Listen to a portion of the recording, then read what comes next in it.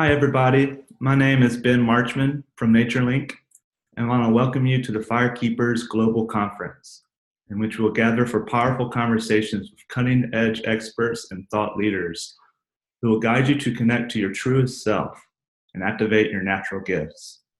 This event is designed to reinstate the importance of carrying our soul-directed vision back into our communities so that ourselves and our communities will flourish.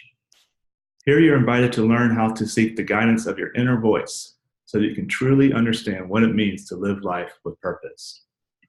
I'm very excited today to be talking with Dr. John Ryan. John is an associate professor and board certified specialist physician and a longtime student and practitioner of energy and consciousness-based medicine. He is the author of Unity Field Healing, Volume 1, Foundations of Energy Medicine and Quantum Healing. This book is a holistic primer designed to bring to the readers a panoramic understanding of the awakening power of spiritual consciousness and energy-based healing, and serve as a practical and personal tool to deeply integrate this new human potential. In recent years, his work has led him to the mystical threshold of the quantum nature of DNA and its integral connection to the human spirit.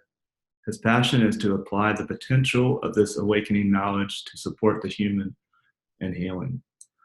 This has culminated in his role as a founder of Unity Field Healing, which stands for UFH. UFH is a new quantum healing process based on conscious activation of the DNA quantum field to support healing and personal evolution. Dr. John loves to bring this esoteric information down to earth so anyone and everyone can access and benefit from the knowledge and experience available in this awakening time. And I'm really excited to talk with you, John, about your topic, which is awakening your soul-inspired role in community. So welcome. Thank you very much, Ben. It's truly a pleasure for me to be here, and welcome to the audience as well. Hello to everybody. Yeah, so it's a beautiful time to be hosting an event like this, because we're at a point in human evolution, I think, where so many people are feeling the friction of their life, and they feel it changes upon us, if you will. Things are changing in a planetary way and in a collective way. And people are really searching for that sense of who they are and what their contribution is to the change that's taking place on the planet.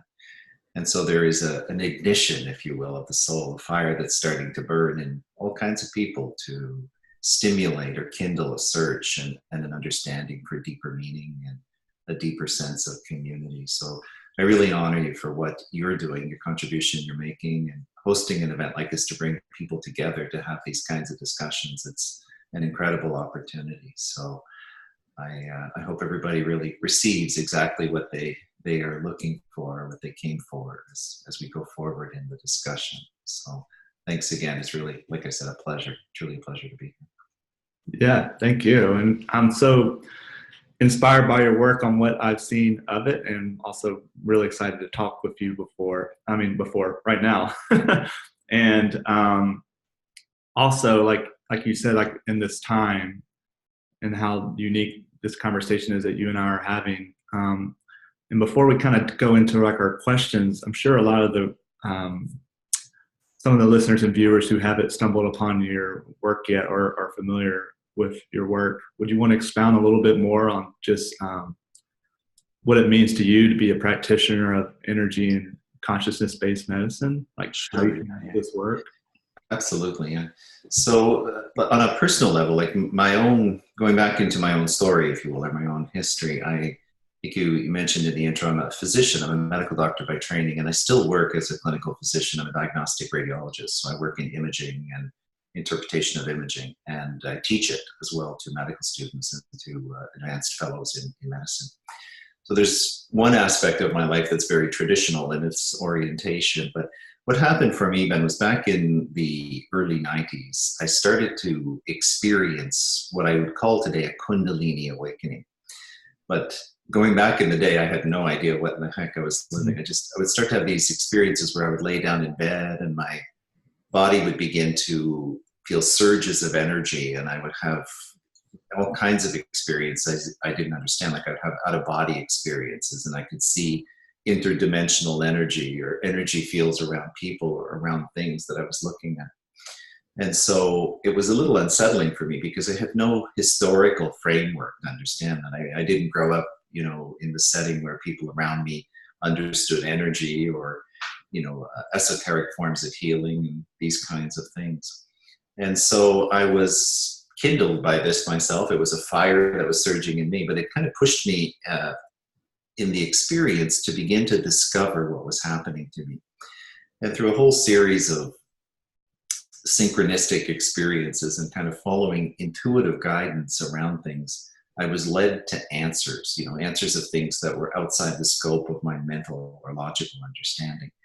And so it began to introduce me to the human energy field and Eastern forms of healing, the whole nature of Ayurvedic medicine and Chinese medicine, and ancient systems of healing that have been on the planet for a while.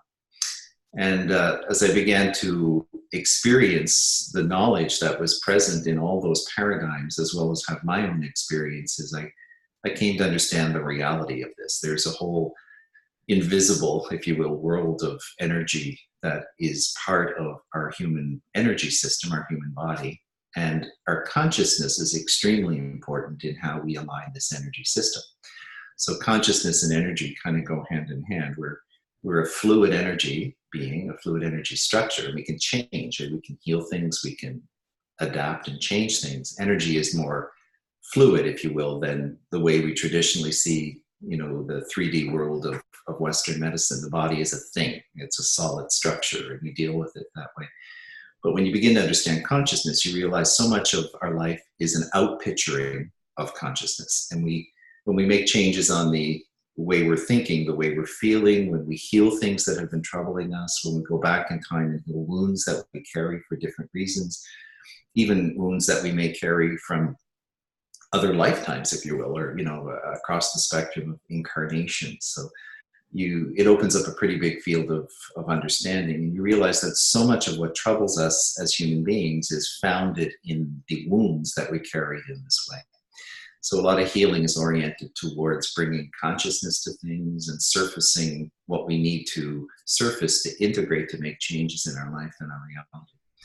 And so healing becomes a quest in many ways. You begin to, search for answers for things that are very personal to you, and you reconcile experiences that are very personal to you to bring a new sense of foundation and healing.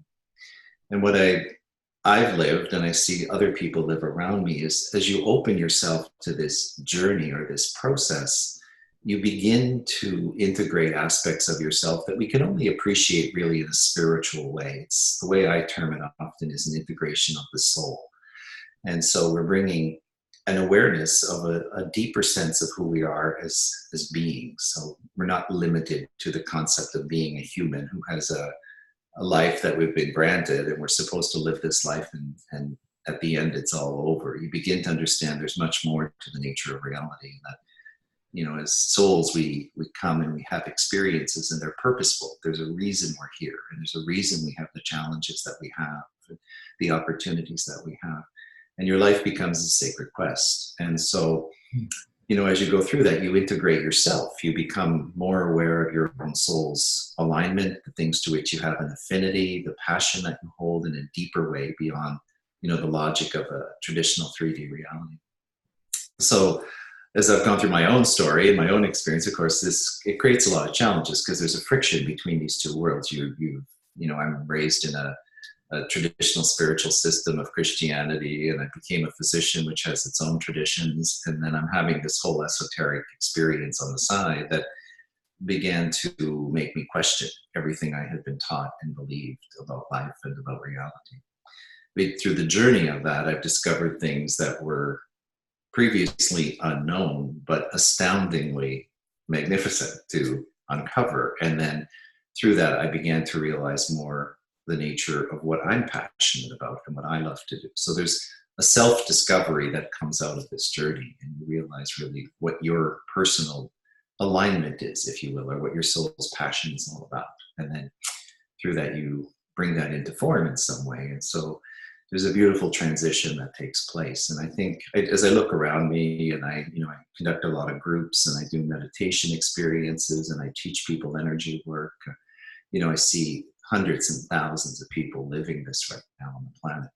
So it's just not a symptom, it's more a marker or an indicator of how vast this is and how many people are really going through this kind of transition and transformation right now. And there are reasons why. We can go into that a little bit in some of the questions that we might cover and things, but there's a reason it's happening now on the planet. And so it's an incredible time to be alive, and challenging in all kinds of ways, but very incredible, because the nature of the human experience is changing profoundly as we go through this. So and then in short, that kind of brought me to some of the experiences that have led to the development of my work. I began to do meditation and things like this in my own journey. And what happened for me then was I began to experience visions. I would start to see things in my meditations, and the visions, the energy I would see, or the images and the information that I would see, would be teaching me things. And so I began to be shown there's a quantum field of energy that's part of our being, if you will. It's a field of energy that's part of our DNA system. And so as much as we have a physical DNA in our cells, there's a field of energy that has a connection, a quantum connection, if you will, or an interdimensional connection to the whole spiritual realm of our soul and who we are as a greater spiritual being. And so part of healing in this time is it opens up a new vista where we realize a lot of the changes that bring healing to us happen through this field of information that's part of who we are. And so as I went through these visions, of course, the way visions happen is you're kind of given a package of information in an experience, and you kind of have to decode it a little bit. You kind of, you have to sit with it and let it talk to you and let it unfold information. And so it began to teach me how to work with this energy field. And so unity field healing is the product of that. It happened over a number of years, but through this, through the series of visions and integrations, and then practical, exercises to see how this would work with people and so on, it turned into a modality of healing work that is now termed unity field healing. And so it's a big topic to cover. There's a lot of information there. It would probably take us off stream a little bit, I think, to go deeply into it, but people can learn about it if they go to the website. There's a whole series of articles and information around what this work is. It's an energy healing work. People familiar with Reiki and things like that will understand what an energy modality is. And so it's a modality to work with healing and soul integration, helping people bring the energy of their soul, if you will, into the physical body and the energy system and the experience of healing. So it's a profound and beautiful work. People have had incredible experiences working with it and doing it. And then in the most recent year, I've started training practitioners to do the work. So there's over 100 practitioners now in Canada and the US who have started to do this work as well. So it's starting to take a foundation, if you will. It's new, but it's starting to spread around. So people are really excited about it. So it's a really special time for me to see. It's kind of like having a baby. Yeah. And then like I love your story, like how you came into this work, like that. Every speaker on here has had their own unique story on how they've come into this amazing work that they do, and this is so great to hear and to hear yours and how you are. Yeah, it's like I can see that like it's like having a baby, like it's, the soul is your baby. Yeah, that's or right. we're the babies of soul. It could be interchangeable, I guess. But I just love that, and the work that you're doing to me is so unique, but also just really inspiring. And oh, thank you very much. Yeah, and you're welcome. And yeah, and you mentioned like we're in this time of like this work is so needed, and I'm hoping that a lot of the viewers and people watching this right now are feeling this as they're watching, like they're getting inspired by that this summit can't come at a better time. And so I guess that was kind of one of the questions too, is like which you kind of hinted on a little bit on how you pull a lot of like your work, like the healing work and the spiritual work, and in your case, spiritual awakening, and you interweave this throughout our communities, but also throughout your work. And so I guess the question is like, it's kind of a two-part question. I guess it's like kind of like the why and the how.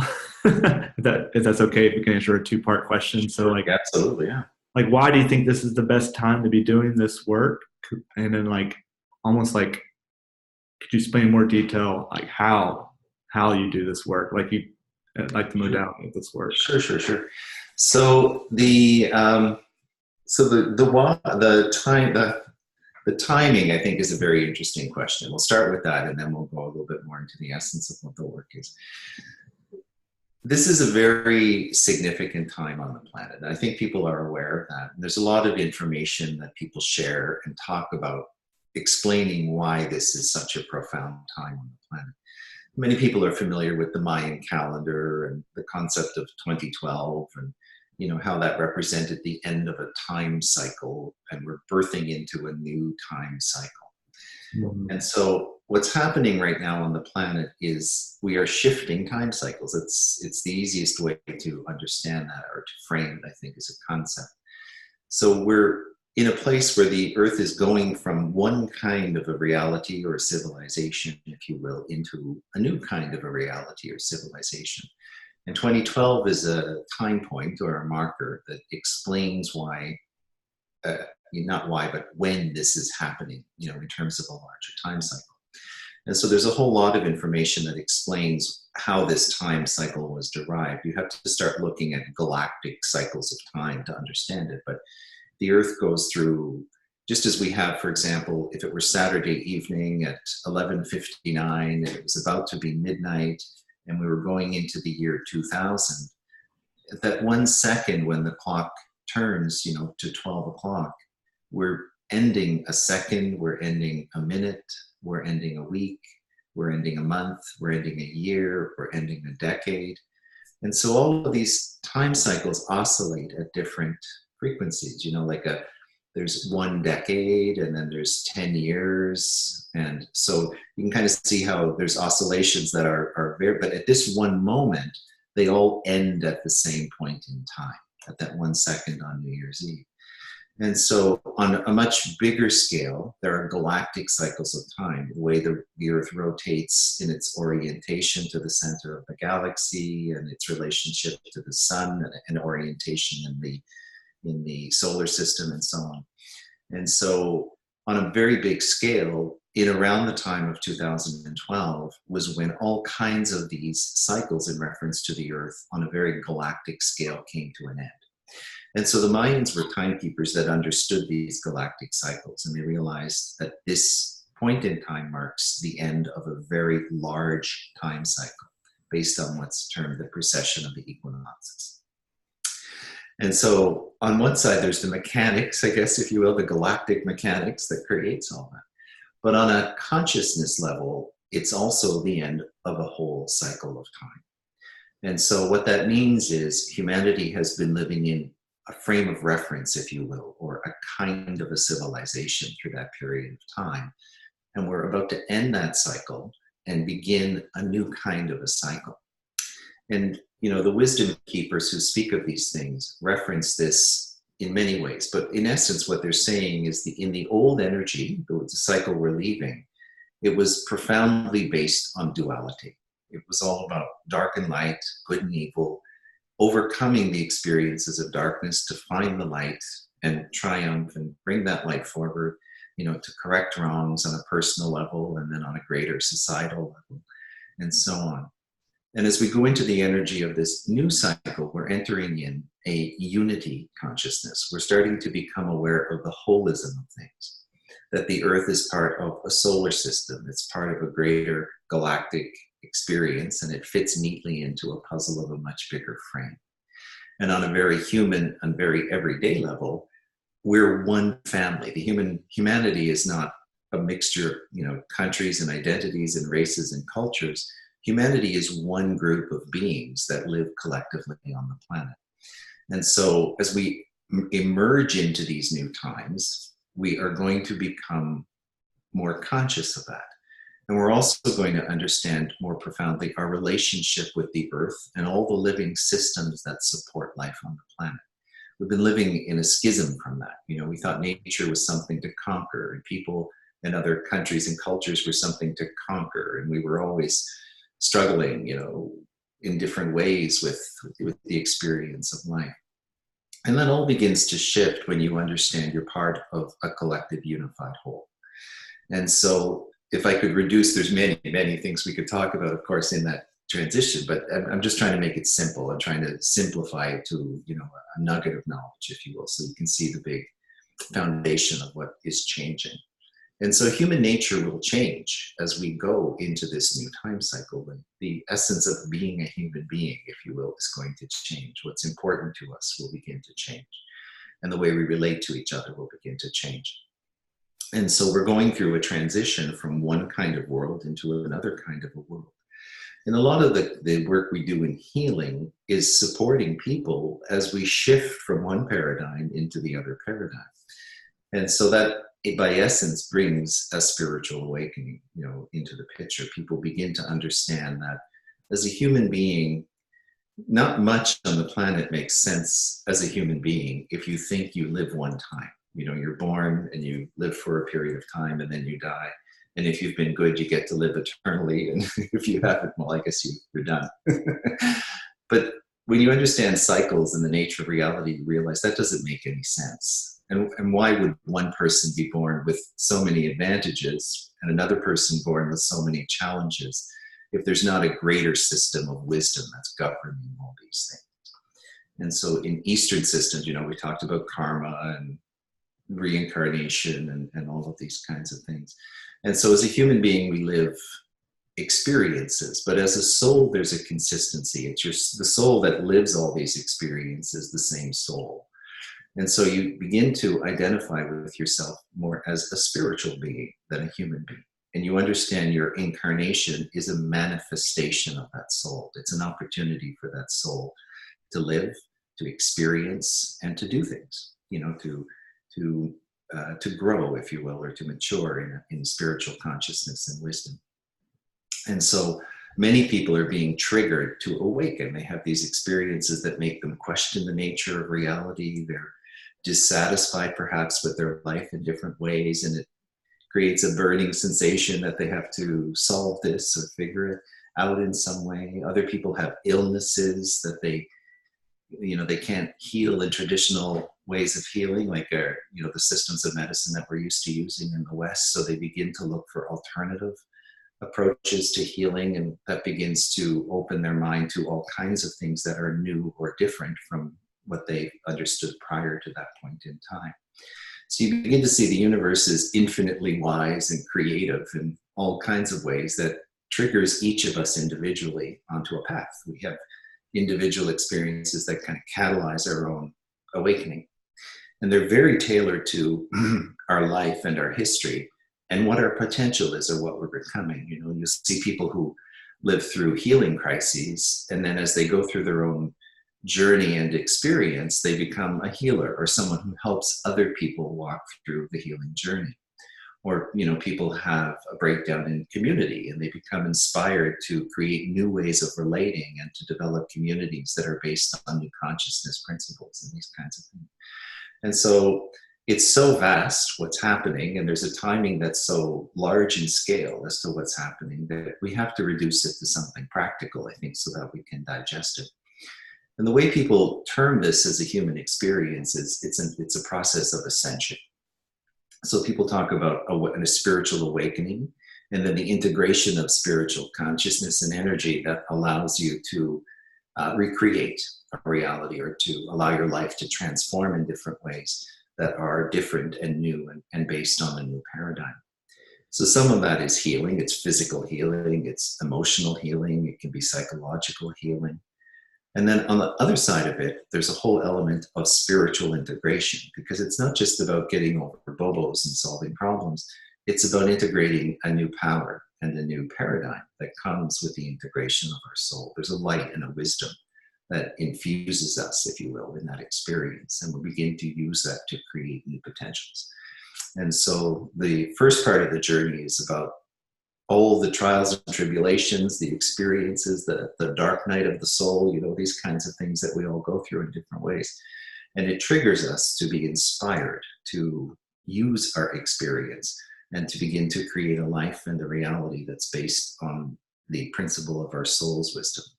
And it's very unique. That's not, I guess the challenge of that is easy to say, but you can't create a recipe because our souls are so unique in their energy and their orientation that when we each step into our power and our own soul's alignment, what we're going to manifest is so different. But everybody has a calling, if you will, or a sense of what they're going to be called to as they do that. And it changes. You might do something for a period of time, and that will evolve into another experience and so on, because life is constantly growing and changing. And so you begin to step into the paradigm of that. And it often gets termed new energy or the new human. And I love these terms because it's so foreign what we're growing into or becoming compared to what we know, that I think one day we'll look back at civilization and say, that year 2012 was really the beginning of something new. Something really did change there. And we can see how life has transformed since that point in time. But when you're dealing with a time scale that's huge, like thousands and thousands of years, we want, as humans, our nature is to want change fast. We want, if we're doing this ascension thing, let's get on with it and make it happen really, really quick. But in spiritual cycles of time, there's an evolution and a process that we're going through. And it is happening very fast. But, in the context of 26,000 years, 100 years is the twinkling of an eye. Right? So and so there's a timing. And then in that timing, there are things that are not controlled, but they occur based on the wisdom of that timing. And so a lot of people today are living the things they're living, and they're developing the interests they're developing, and they're wanting to build the communities and businesses and experiences that they want to do because the time is so appropriate and so now. And so that's how I see what's happening and why it's such a foundational thing, I guess, that's happening for so many human beings right now on the planet. And I believe it happens in waves. There's, like a number of people who will be inspired and they'll go through a transformation and they'll do things. They'll continue to evolve, if you will. But then, 2 years later, there'll be a whole other wave of people who have their own experiences and want to grow.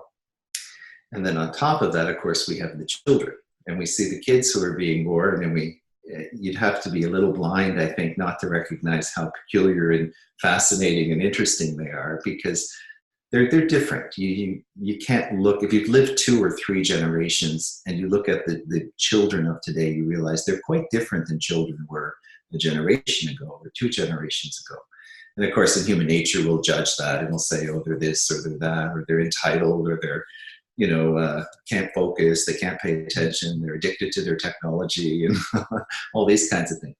But the truth is, they're wired up a little differently. They're actually an evolution of the human being, if you will.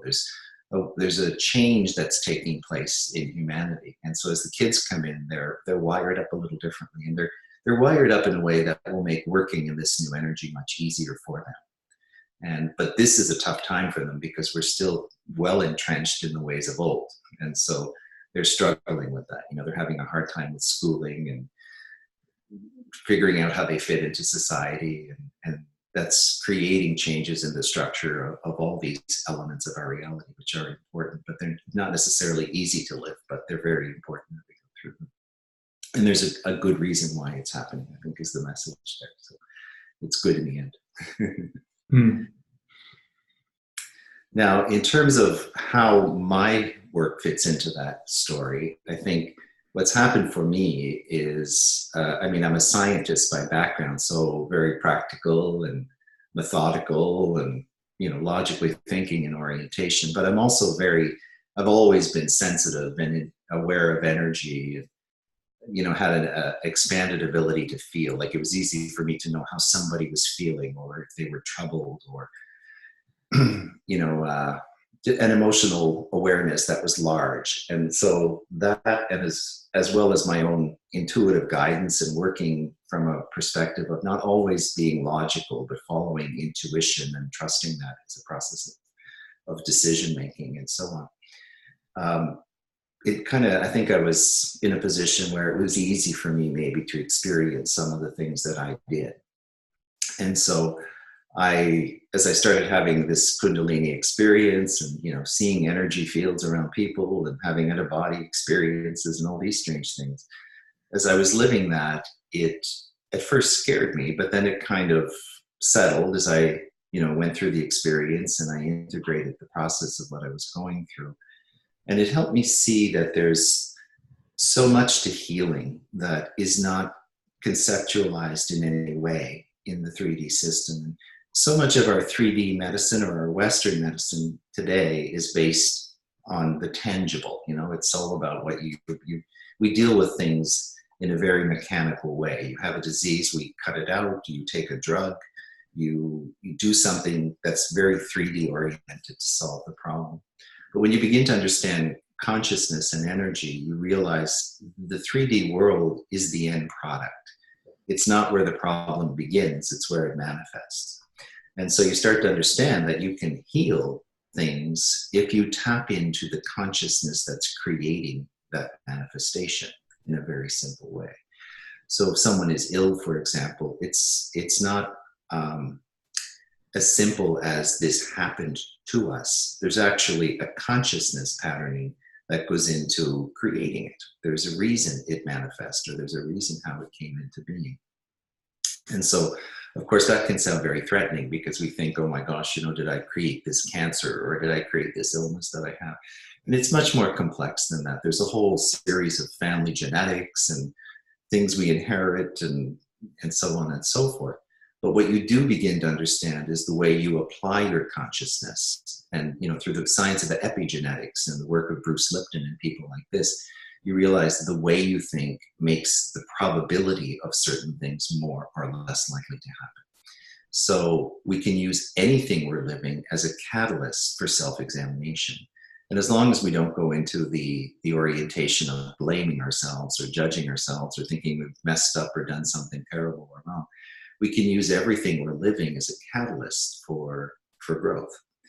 And so we may realize we've not allowed our power to shine, or we have accepted a reality where I'm not honoring what's important inside of me, and I've become societalized, and I'm only doing what I think other people want me to do, or my family thinks I could do or should do. So you develop a courage, and you begin to transform what you decide you're going to do in the world. And with that, the power of your spirit comes flooding in. It returns, So there's a healing that takes place on a very spiritual level as we go through these kinds of experiences. And there's all kinds of anecdotal stories, people tell of their healing journeys in different ways. And so in my own story, as I was evolving through all of this, I began to understand the relationship between what I call the quantum DNA and how that ties into the picture. And the way I see the quantum energy of the DNA is it's kind of the field around us energetically that contains the information that's not limited to a simple incarnation. It contains information that is related to this lifetime, but it's not limited to that. And so what I began to see was I had conscious memories of past lifetimes, for example. And so I thought, well, how is it possible to be in connection or have access to a memory of another lifetime while I'm in my physical body in this lifetime? And so by virtue of that, you realize it's a multi-dimensional experience. You're kind of being aware of two frames of time or 2 points in time simultaneously in order to have a past life memory. And so as I was shown information through the visions I had and these types of things, I realized we all carry within our quantum DNA a memory of these other incarnations. So when we're remembering them, we're just kind of tapping into the library, if you will, or what people will term the Akashic record or the Akashic field of energy. And so you're tapping into that energy and information in order to have the memory, and you're connected to it all the time. You also begin to understand that these other experiences kind of lead into this one. And a simple way to understand that is if you look at children, you'll see how, a child, if you have 3 children in the same family, from the same parents, under the same circumstances, how unique they are. So you'll have your little, Lego builder and engineer person who always wants to do mechanical things and take things apart. And you'll have your little dancer and your little artist, and they're always coming up with creative ways to express and bring color to life and all this kind of stuff. And you'll have your little bookworm who loves to read and very intellectual. And so you'll see that the personalities of these individuals are very different, even though they came from the very same parents with pretty much the same genetics. And so there's a soul component to the person. There's a personality that's really based in the soul of who that person is. So it's the energy of who they are as a spiritual being and what they've come here to experience in this lifetime, or in this particular lifetime, if you will. And so when you look at children that way, it changes so much about what we see. Like, we're not trying to make the dancer the scientist. If that's their passion and that's what they love, we try to nurture who they are rather than change who they are and reframe them into something that's more suitable to us, but less suitable to them. And so we try to find a way to listen, if you will, hear or watch who the soul is, and to nurture them and inspire them through the observations that you would make as a parent. But the fascinating thing about that is you realize the soul part of memory, the akash, is there. And so we see all kinds of children today, for example, at 2 years old, and they can sit down and bam out a Mozart, on the piano, and create a YouTube video, and it goes viral around the world. And we have our next musical prodigy. So if that child knows how to do that, there's a reason they know how to do that. So it's simple or easy to imagine. Maybe in their last lifetime, they were a concert pianist and they love music and they're all about music.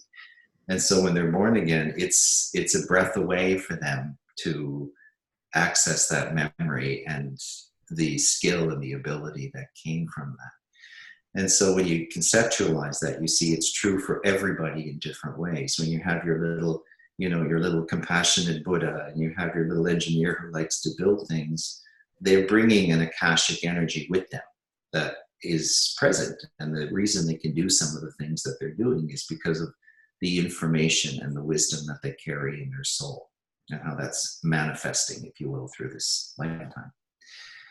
The challenge that I saw personally was a lot of the fears and inhibitions and things that we have are also sourced in this field of energy. So you realize, like, why am I so afraid of,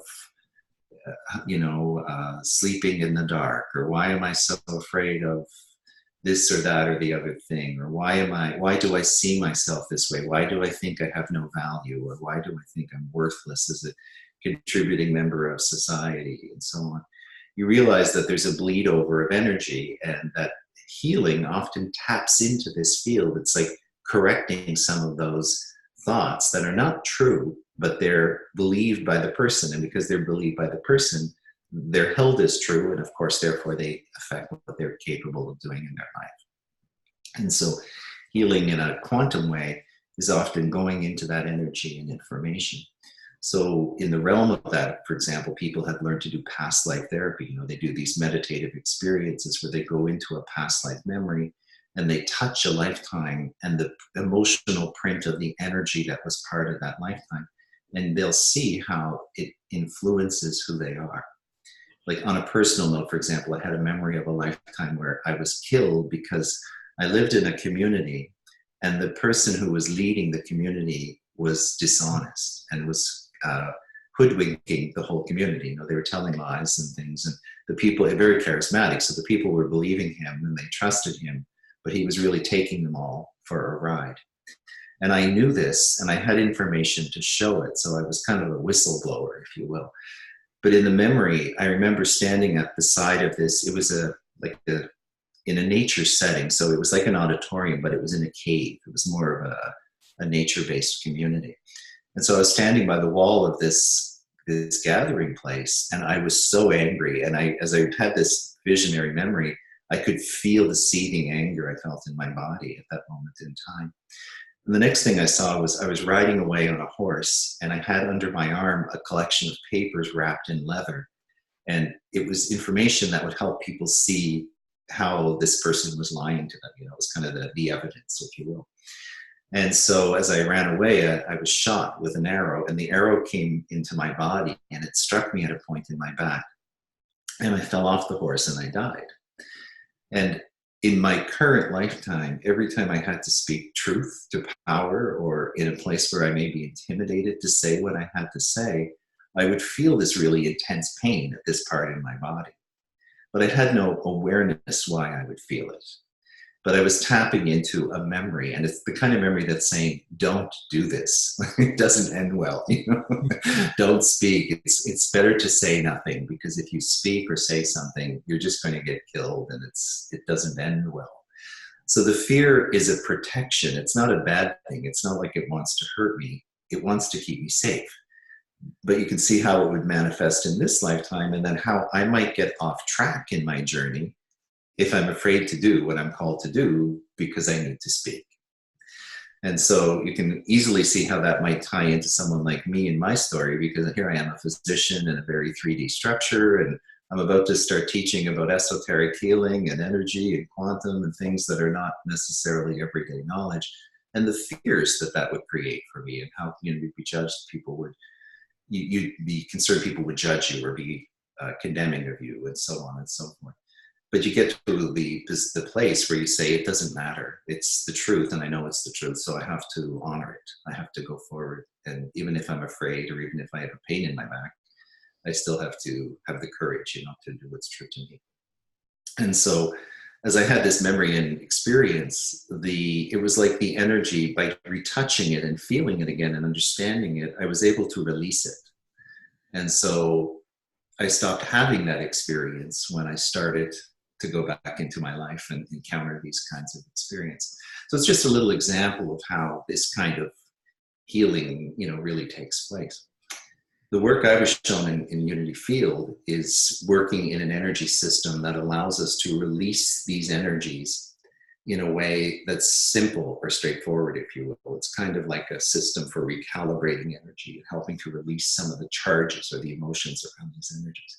Sometimes it brings conscious memories, but other times it just brings transformation. You don't always have to remember the 50,000 experiences that you've had to mold who you are as a soul expression.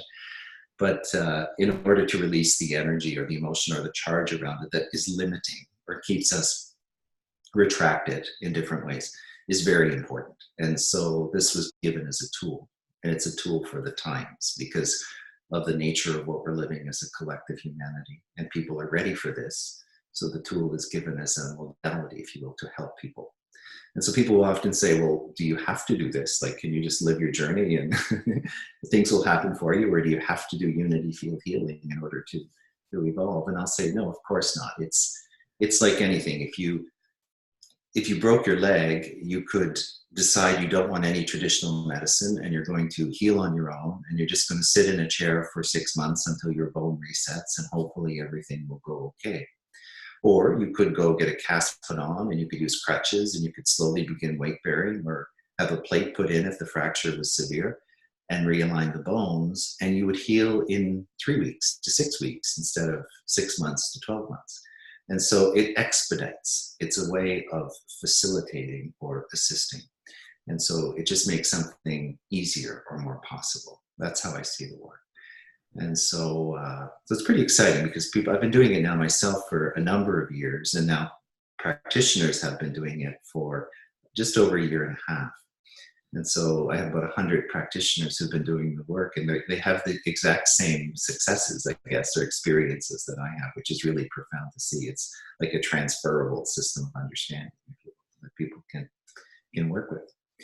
And so that's a very long answer, but I think we covered lots of interesting things on the ride. Yeah. It's all about the ride. And yeah, that's an amazing answer, and the way you summarized that, this was really special, and it's making us realize that, like, in this time, this wisdom is so important. And I've actually had a similar spiritual awakening through one vision that like a life was witnessed, and but in my case, whenever I ignored soul actually speaking and communication, Mm-hmm. The vision would come up again and like stronger. And so That's I'm like, amazing. yeah, it was in the form of it was with a little girl. I was in another body. Yeah. And it was a strange, very strange. And but yeah, I was just like smiling. I was like, wow, that's kind of similar in a certain way, like how soul can communicate in that kind of format. It communicates in so many different ways. Yeah, exactly. And yeah, I had so many questions from that story you're telling. I guess like the way, yeah, we've kind of gone into the spiritual awakening and the healing piece and how they're interwoven.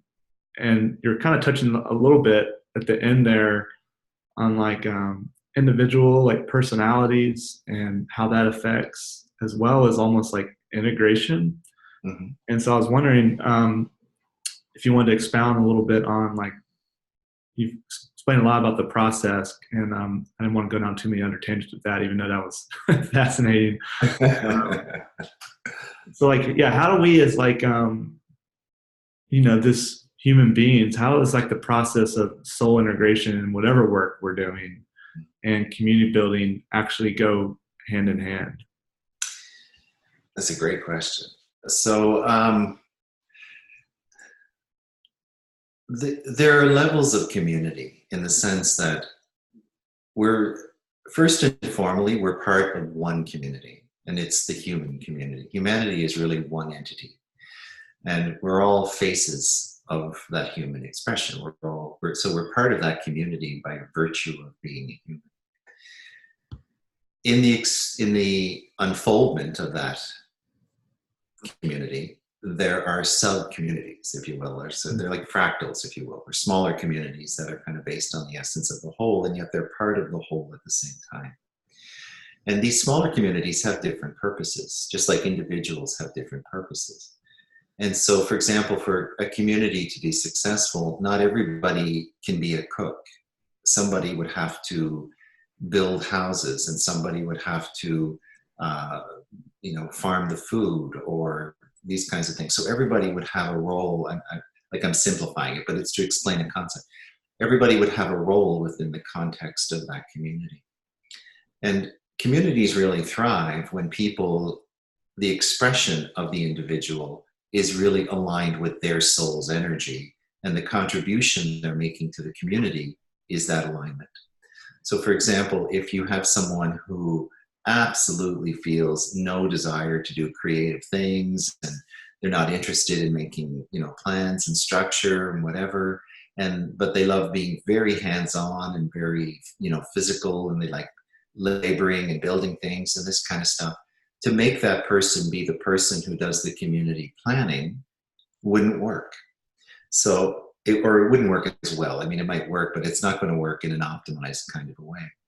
If the person who loved doing that was doing the planning, and the person who loved to be the hands-on person was doing the hands-on work, though that synthesis or the energy of those two souls would work well together in the community. And so a lot of community building is about allowing people to find the way that they express themselves and to be part of the community in alignment with their own soul's orientation or their own soul's energy. And so it's why it goes back to the healing process, because so many of us have been scripted, I guess, into experiences that don't necessarily match the fullness of our soul. And then we're in transition. So it's a time where everything is changing, and there's an opportunity for people to make that shift. And so it creates transitions for people. And as people go through their own process, then they start to discover how they fit into this evolving paradigm. And so they'll become part of a community in some way. So for example, with myself, I'm involved in a community of healers. And so a lot of people who come to my work are interested in healing and so on. And I do a lot of teaching within that community. So I've taken on my role as a teacher, and that comes by all kinds of different names, a way shower, or a professor or a healer or whatever.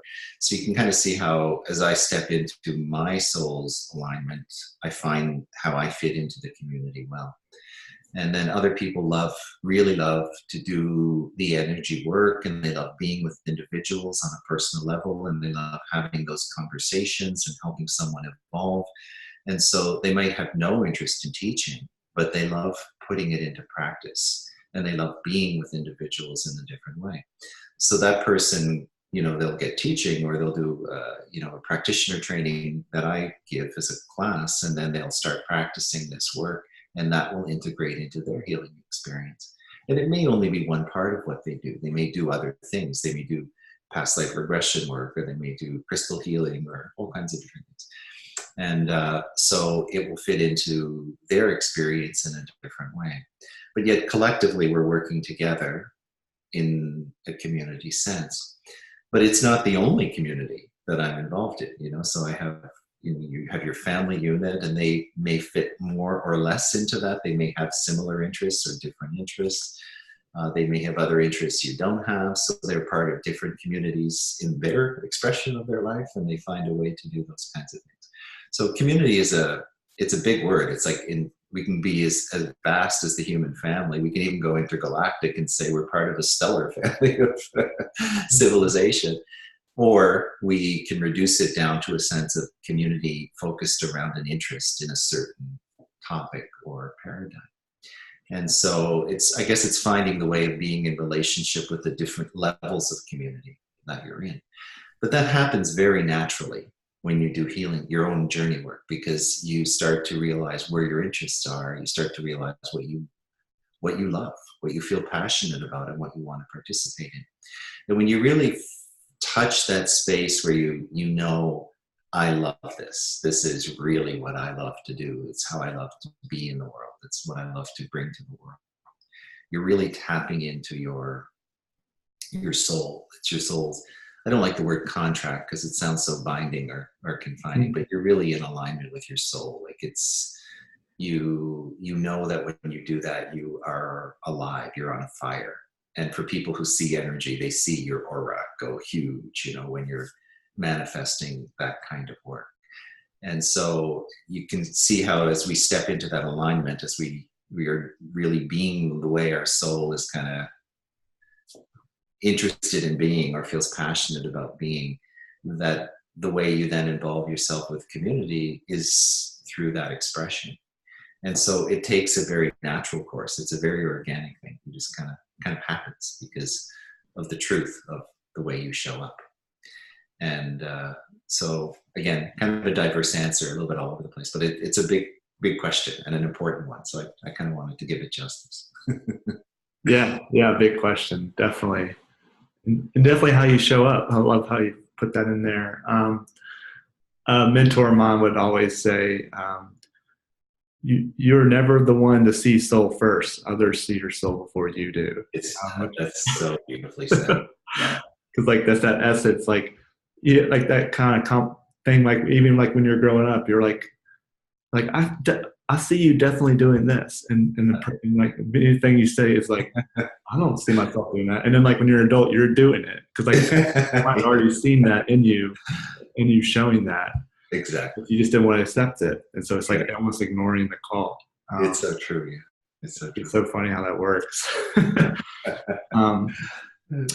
And John, I'm looking at the time here. I want to make sure we're still in your time constraints, but I still have like one big question, I guess, and it'll be a good way for you to, I guess, sum all this up because actually I have more than one question. I probably have hundreds. Talk has been so profound and beautiful for me to listen to. And really the last question, I guess, before we close out was like, I wouldn't say like advice, but like what is the most important message you want to share with our listeners and viewers today? I think the most important thing to understand right now in the evolution of things, I'm going to be very practical. We're living through a time that's so challenging in so many ways. Like if you turn on the news and if you listen to people and the things they're experiencing in their lives, you see the stress, you see the anxiety, you see the fear, you see the control, you see the manipulation, you see the dishonesty, you see corruption, you see all kinds of things that are kind of abhorrent to the soul in all kinds of different ways. And it's overwhelming to see it. Like, I'll say to people sometimes, if you watch the news and you end up feeling sick, don't watch it anymore. And they'll say, well, don't you need to be informed and stay informed? And I say, well, if all it's doing is making you ill, it's probably not helping you. And the world is changing around you anyway. But the way you show up in the world is really important.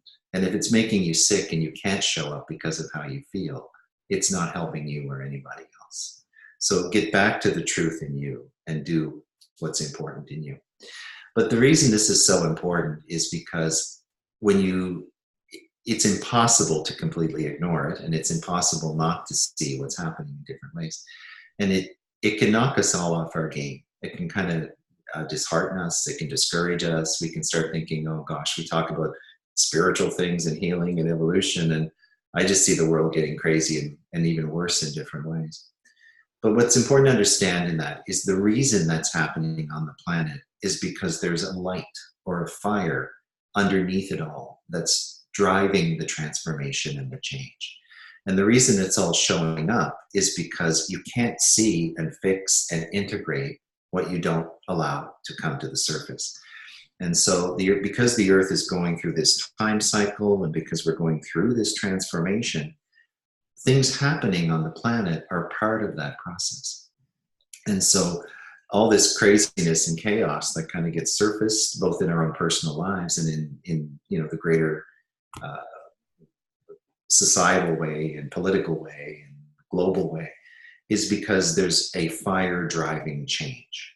And so we know we need to start living in honor of the earth. We know we have to stop polluting in the ways we've been polluting.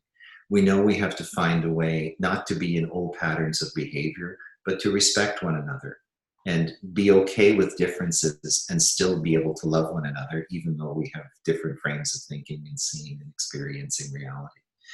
And we know that we need to put an end to some things that are foundationally just not okay. Like you can't have systems based on corruption be sustained in the energy that we're going into.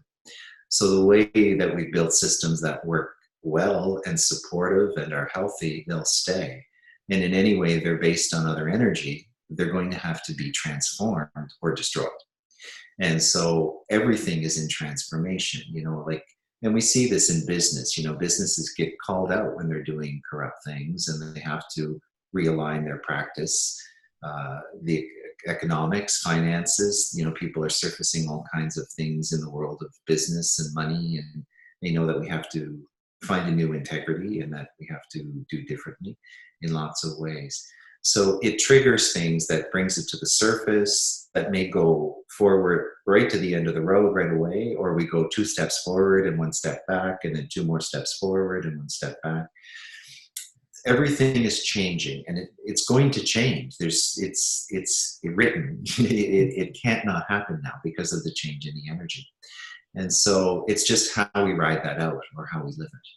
And so we have to take care of ourselves through that. We have to take care of ourselves. We have to take care of one another.